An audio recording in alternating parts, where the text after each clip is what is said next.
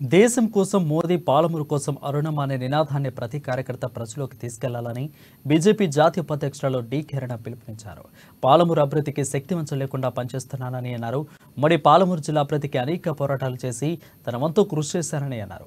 ఆనాడు జిల్లా కోసం, ప్రాజెక్టుల కోసం అనేక నిరాహార దీక్షలు, పోరాటాలు చేసిన విషయాన్ని ఆమె గుర్తు చేశారు.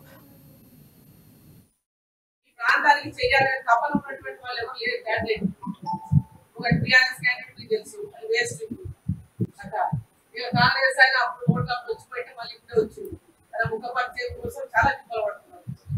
ఆయన ఎవరో కూడా తెలియదు ఎవరికైనా. ఆయన ఎమ్మెల్యే చేసి కూడా నేనే, ఆయన ఈ ప్రాంతంలో ఎవరెవరో తెలియదు. ఎమ్మెల్యేనే నేను చేసినాను సార్.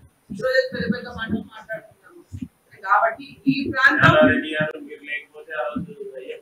ఎమ్మెల్యేనే రాడు. కాబట్టి మీరందరూ కూడా ఈ జిల్లా మన ప్రజలు మన కోసం పనిచేస్తారు.